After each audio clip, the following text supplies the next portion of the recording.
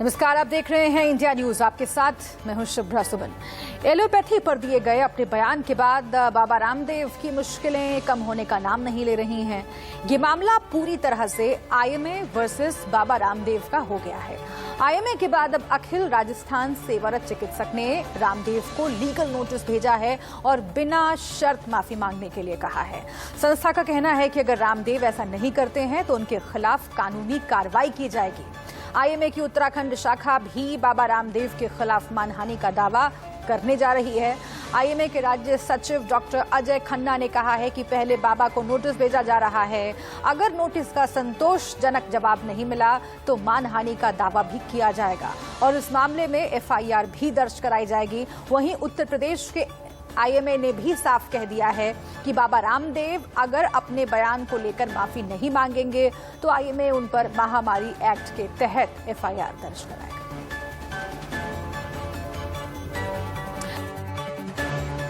उन्होंने योग के क्षेत्र में बहुत अच्छा काम किया। आयुष हमारी पद्धति है, लेकिन इस पेंडेमिक के माहौल में मॉडर्न मेडिसिन को आप कहना कि ये जो है इससे लाखों लोगों की मौत हो रही है, ये बहुत ही अशोभनीय है। और इससे पूरा हेल्थ केयर वर्कर, जो फ्रंटलाइन वर्कर्स जिनसे 1200 से अधिक डॉक्टर्स की डेथ हुई है, वो पूरी तरीके से उनका मनोबल टूट रहा है। और इस बात को लेके आईएमए के नेशनल प्रेसिडेंट ने चिट्ठी लिखी है, डॉक्टर हर्षवर्धन ने भी चिट्ठी लिखी है। ये तो महामारी एक्ट के तहत इनके ऊपर कार्रवाई होनी चाहिए। डॉक्टर्स जो है जो जिनको प्रोत्साहित करना चाहिए, ये अपने वेस्टेड इंटरेस्ट में लोगों की भावनाओं का दोहन करना चाहते हैं। इस मौके पे आए दिन इंटरव्यू देते हैं और साथ में एडवर्टाइज करते हैं।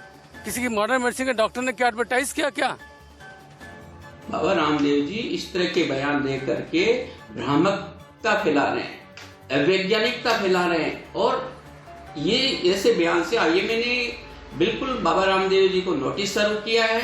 इस तरह की बात एक प्रतिष्ठित व्यक्ति को सोच समझ के बोलनी चाहिए, उससे कितना मनोबल गिरेगा। आज रेजिडेंट डॉक्टर्स अपनी जान पर खेल करके मरीजों को बचाने में लगे हुए हैं और उस समय में इस तरह की बातें आ रही है, कितना मनोबल तोड़ती है। और देश में आज वैज्ञानिक युग है, वैज्ञानिकता की जरूरत है।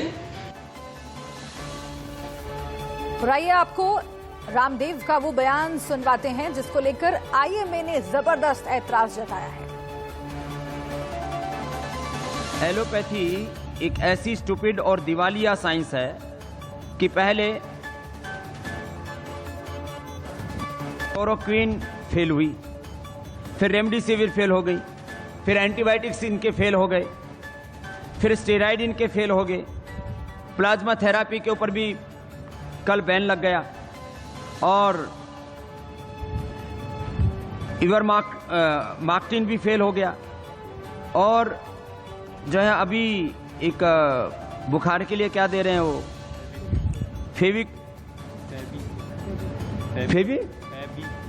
फेवी फ्लू, वो भी फेल है।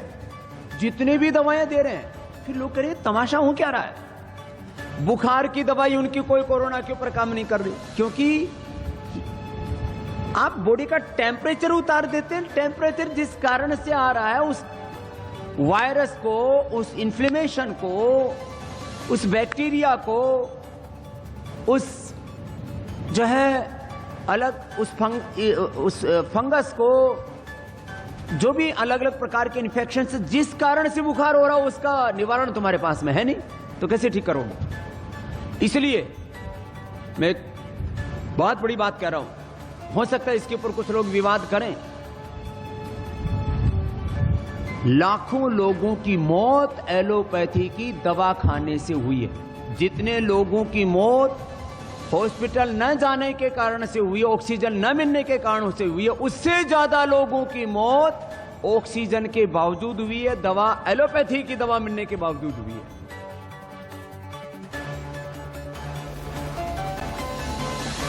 हालांकि चौतरफा घिरने और आईएमए के विरोध के बाद रामदेव ने अपने बयान पर यू टर्न लेते हुए सफाई भी दी है। उनका कहना है कि वो आधुनिक चिकित्सा विज्ञान का सम्मान करते हैं और उनके बयान को गलत तरीके से लिया गया है। वो एक व्हाट्सएप मैसेज के संदर्भ में बात कर रहे थे।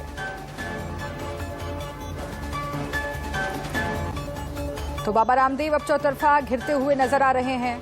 आईएमए ने स्वास्थ्य मंत्रालय को चिट्ठी लिखी, उसके बाद डॉक्टर हर्षवर्धन स्वास्थ्य मंत्री, उन्होंने जवाब तलब किया। फिर बाबा रामदेव को खेद व्यक्त करना पड़ा, लेकिन अभी भी बयान से पलटने के बाद भी बाबा रामदेव की मुश्किलें कम होने का नाम नहीं ले रही है, क्योंकि देश भर के डॉक्टर्स उनसे नाराज हैं। एलोपैथ पर जो बयान दिया था बाबा रामदेव ने, उसके बाद से ही ये पूरा विवाद खड़ा हुआ। बाबा रामदेव के बयान पर सियासत भी हो रही है। बीजेपी, कांग्रेस के अलावा बाकी दल भी बाबा रामदेव से उनके बयान को लेकर माफी मांगने की बात कह रहे हैं। बयान 2-3 दिन पहले बाबा रामदेव ने दिया, जिसमें उन्होंने पूरी एलोपैथिक और आजकल की डॉक्टर और स्वास्थ्य व्यवस्था, अस्पतालों की, नर्सों की व्यवस्था पर ऐसी टिप्पणी की कि ये कहते हुए कि एक तरीके से आज की बहुत सी मौतों के जिम्मेदार एलोपैथिक व्यवस्था और डॉक्टर हैं। ये निंदनीय है, इसकी हम बहुत घोर निंदा करते हैं। हमारी स्वास्थ्य प्रणाली ने, स्वास्थ्य व्यवस्था ने इस समय हजारों लाखों जानें बचाई हैं। ये एक ऐसा आपदा है, ये महामारी है जिसके बारे में बहुत कुछ ज्ञान अभी नहीं है।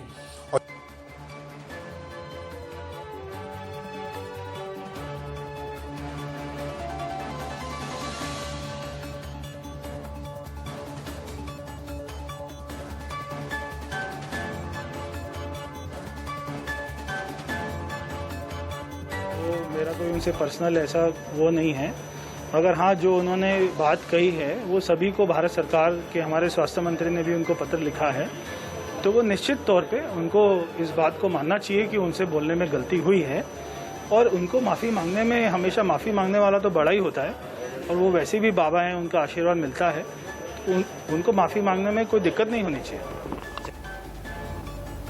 कहते हैं गुस्से को काबू में रखना जिसने सीख लिया उसने दुनिया जीत ली, लेकिन अगर इसी गुस्से को पल भर भी काबू में ना रखा गया तो ये आपको अर्श से फर्श तक पहुंचा सकता है। कुछ ऐसी ही कहानी है ओलंपिक पदक विजेता रेसलर सुशील कुमार की, जिन्हें उनके गुस्से ने आज सलाखों के पीछे पहुंचा दिया है। 4 मई 2021 की रात को हुए एक विवाद से सुशील कुमार को शोहरत की बुलंदियों से सीधे जमीन पर आना पड़ा। आइए हम आपको बताते हैं उस रात को आखिर हुआ क्या था।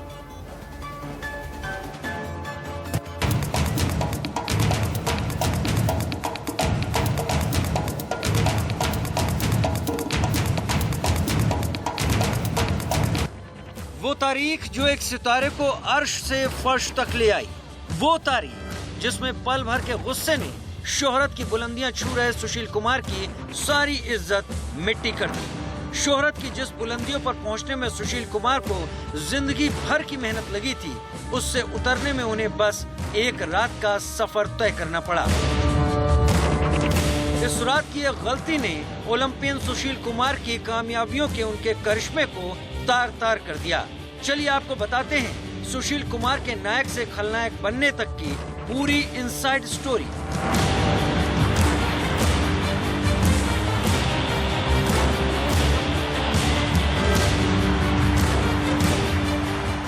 पुलिस के मुताबिक सुशील कुमार दिल्ली के मॉडल टाउन इलाके के एम ब्लॉक के एक फ्लैट में खुद मौजूद थे और उनके साथियों ने यहां रहने वाले सागर धनखड़ नाम के एक पहलवान को उसके 3 साथियों समेत किडनैप कर लिया था। सागर बचपन से ही सुशील का फैन था और कुश्ती में नेशनल जूनियर चैंपियन था। चूंकि सागर होश संभालने से लेकर अब तक सुशील को अपना आदर्श मानता आ रहा था, ऐसे में जब सुशील के साथियों ने सागर को बताया कि सुशील खुद उनसे मिलने आए हैं और बाहर एक कार में उनका इंतजार कर रहे हैं, तब सागर बिना किसी हिचक के अपने साथियों के साथ सुशील से मिलने पहुंच गया। बाहर जाकर उसने देखा कि सच में सुशील एक होंडा सिटी कार में अपने साथियों के साथ बैठा हुआ है और वहीं सुशील ने सागर और उसके साथियों को गन पॉइंट पर अगवा कर लिया।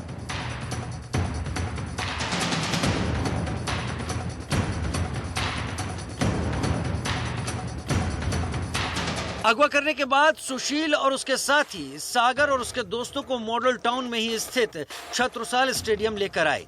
छत्रसाल स्टेडियम यानी वो जगह जो देश में कुश्ती के लिए मशहूर है। खुद सुशील कुमार ने न सिर्फ इस स्टेडियम में रात दिन मेहनत कर नाम और शोहरत कमाई, बल्कि वो स्टेडियम में ओएसडी के तौर पर भी तैनात रहे। लेकिन 4 मई की रात सुशील वो कर बैठे जिसकी किसी ने उम्मीद नहीं की थी। दरअसल सागर इससे पहले जिस फ्लैट में रहता था वो किसी और का नहीं बल्कि खुद सुशील कुमार की पत्नी का था। सागर ने 2 महीने का किराया दिए बगैर ही फ्लैट को खाली कर दिया। सुशील कुमार ने कई बार सागर से इस बकाया रकम की मांग की, लेकिन सागर लगातार आनाकानी करता रहा। पुलिस की माने तो सुशील कुमार ने सागर के साथ स्टेडियम में मारपीट की। बीच बचाव करने आए सागर के साथियों को भी बुरी तरह पीटा गया। दहशत फैलाने के लिए सुशील के कुछ साथियों ने फायरिंग शुरू कर दी। फायरिंग के बाद बात बिगड़ती चली गई। सुशील के साथ उस रात लॉरेंस बिश्नोई और काला जठेड़ी गैंग के गुर्गे भी मौजूद थे।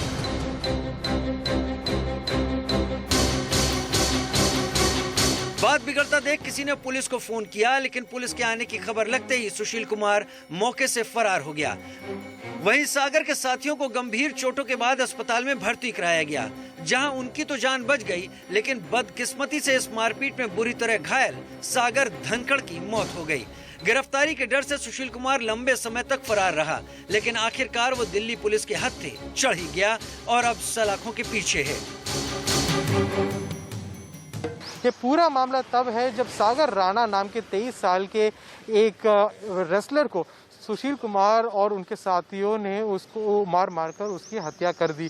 अब इस पूरे मामले 23 अप्रैल को हुआ था। इस पे दिल्ली पुलिस यही देखेगी कि सुशील कुमार जो पहले क्लेम कर रहे थे कि वो उस टाइम पर वहाँ पे मौजूद नहीं थे, तो उसका उन क्लेम्स पर पहले काम करेगी। उसके बाद ये इस क्लेम्स पर इन्वेस्टिगेशन करेगी कि ये पूरा मामला क्यों हुआ था, इसके पीछे क्या कारण था और क्या सिर्फ एक आपसी अनबन का ये पूरा मामला है या नहीं, और क्या ये एक एक्सीडेंटल डेथ है या प्रीमेडिटेटेड मर्डर है। इस सब पे भी बहुत सारे अब इन्वेस्टिगेशन अब अगले कुछ दिनों में देखा जाएगा।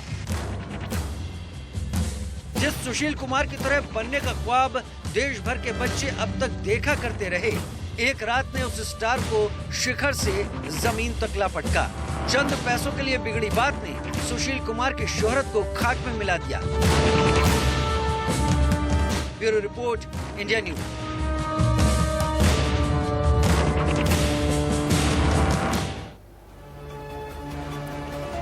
तो ये एक ओलंपियन के अपराधी बनने की कहानी है। सुशील कुमार अब पुलिस की गिरफ्त में है और उन पर आगे कानूनी कार्रवाई होगी। इस बीच मृतक सागर के परिवार वालों ने सुशील कुमार को कड़ी सजा दिलाने की मांग की है।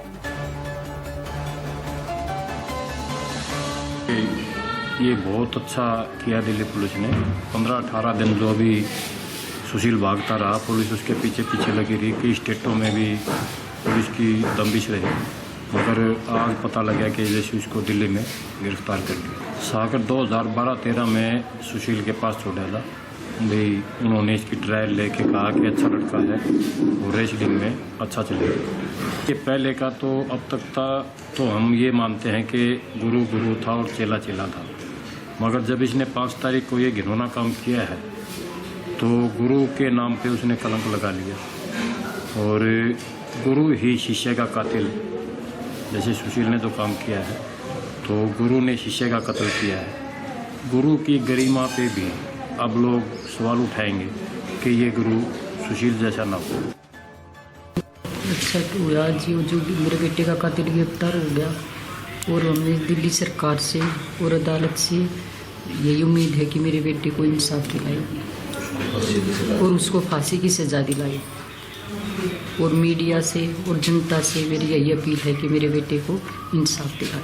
और हम दिल्ली सरकार से की कार्रवाई से खुश हैं कि उन्होंने बहुत कोशिश करी है इसे पकड़ने में, और हमें उम्मीद है कि अदालत और सरकार मेरे बेटे को न्याय दिलाएगी। और अब बात करते हैं देश के ऊपर मंडरा रहे सबसे बड़े संकट की, यानी कि कोरोना संकट की। इस दौर में अब देश में म्यूकोमाइकोसिस यानी ब्लैक फंगस अपने पांव पसार चुका है। देश में अब तक ब्लैक फंगस के 9000 से ज्यादा मामले सामने आ चुके हैं। इतना ही नहीं, ब्लैक और व्हाइट फंगस के बाद अब देश में येलो फंगस का पहला मामला भी सामने आ गया है। ये मामला गाजियाबाद में देखा गया है। यहाँ 35 साल के एक डायबिटिक मरीज में इसके लक्षण मिले हैं। डॉक्टर्स का कहना है कि इससे घबराने की जरूरत नहीं है। इस तरह के फंगस पर्यावरण में पहले से ही मौजूद हैं। गुजरात, महाराष्ट्र, राजस्थान, मध्य प्रदेश और उत्तर प्रदेश समेत 19 राज्यों में अब तक ब्लैक फंगस के 9,520 से ज्यादा केस सामने आ चुके हैं, जबकि इस बीमारी की वजह से 250 लोगों की मौत अब तक हो चुकी है। सरकारी आंकड़ों के मुताबिक देश में ब्लैक फंगस के 8,848 केस हैं, जबकि जमीनी हकीकत कुछ और है, इससे भी भयावह है। एम्स के निदेशक डॉक्टर गुलेरिया ने कहा है कि ब्लैक फंगस कोरोना की तरह एक से दूसरे व्यक्ति को नहीं फैलता है, यानी कि एक कम्युनिकेबल डिजीज नहीं है। कोरोना की चपेट में आ चुके डायबिटीज से पीड़ित लोगों को ये फंगल इन्फेक्शन होने का ज्यादा खतरा है। साथ ही जिनकी इम्यूनिटी कमजोर है उनमें इसके फैलने की आशंका सबसे ज्यादा है। एम्स के डायरेक्टर रणदीप गुलेरिया ने सोमवार को ये जानकारी दी। कई लोगों में कैंडिडा इन्फेक्शन भी देखा जाता है, और जो फंगल इन्फेक्शन है, जैसे मैंने बात किया क्रिप्टोकोकस की, HIV पेशेंट्स में वो ज़्यादा देखा जाता है। अभी इस दौरान इतना ज़्यादा उसके केसेस नहीं है।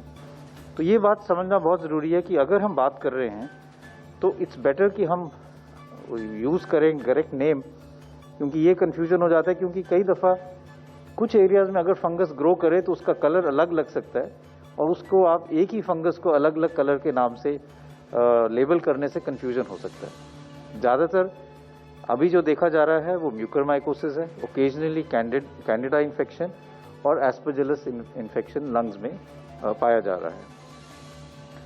जैसे मैंने पहले भी कहा था, म्यूकर जो है एक फंगस इन्फेक्शन है जो मेनली सॉइल में देखा जाता है, एनवायरनमेंट में है, और it is not a communicable disease, यानी कि एक व्यक्ति से दूसरे व्यक्ति को वैसे नहीं फैलता है जैसे कोविड फैलता है। तो अगर एक व्यक्ति जिसको म्यूकरमाइकोसिस है वो और किसी व्यक्ति के साथ बैठा है तो ऐसा नहीं है कि उसको फंगल इन्फेक्शन उससे फैल जाएगा। तो ये समझना बहुत ज़रूरी है। ब्लैक फंगस कोई अलग से बीमारी नहीं है, बल्कि ये हमारे हाइजीन से जुड़ा हुआ मसला है। मूलतः यह मृत कोशिकाओं की साफ सफाई से जुड़ा मामला है। वह जगह जहाँ कहीं भी बहुत ज़्यादा स्वेटिंग होती है या हाइड्रोलिसिस या कोशिकाओं से पानी निकल जाता है और काफ़ी देर होने पर भी वो नेचुरली ड्राई होता है, फिर उन मृत कोशिकाओं के ऊपर फंगस ग्रो करने लगते हैं। यह एक प्रक्रिया होती है जो एक तरह से प्रोटोलिसिस कही जाती है। प्रोटोलिसिस में कोशिकाओं के अंदर का पानी निकल जाता है और वो फिर बाइंड करके ग्रो करने लगती हैं। म्यूकरमाइकोसिस यानी ब्लैक फंगस का खतरा है। 500 से अधिक पेशेंट सिर्फ महाराष्ट्र में हैं। पश्चिमी देशों में जहाँ पे काफ़ी कोविड था वहाँ म्यूकरमाइकोसिस ज़्यादा दिखाई नहीं दिया। इसके कारण काफ़ी है। एक तो भारत में हम इंडस्ट्रियल ऑक्सीजन इस्तेमाल कर रहे हैं जो शायद प्यूरिफिकेशन इतना एडिक्वेट नहीं है। दूसरा, जो ऑक्सीजन देते हैं यूनिफाइड ऑक्सीजन देते हैं, जो बॉटल के अंदर हम पानी रख के उसके थ्रू देते हैं। शायद ऐसा भी हो कि हम टैप वाटर इस्तेमाल कर रहे हैं या बॉटल्स ठीक तरह से स्टेराइल नहीं हो रहे हैं। कोविड से रिकवर किए हुए मरीजों को ख्याल रखना चाहिए कि कभी सर्दी हुई या नाक से कभी काला रंग का कुछ आया या आंख में सूजन आई या नज़र आपकी कम होती है या परसिस्टेंट आपको हेडेक होता है। और इसी के साथ यहाँ पर वक्त एक छोटे से ब्रेक का है, लेकिन ब्रेक पर जाने से पहले इस वक्त की सुर्खियां।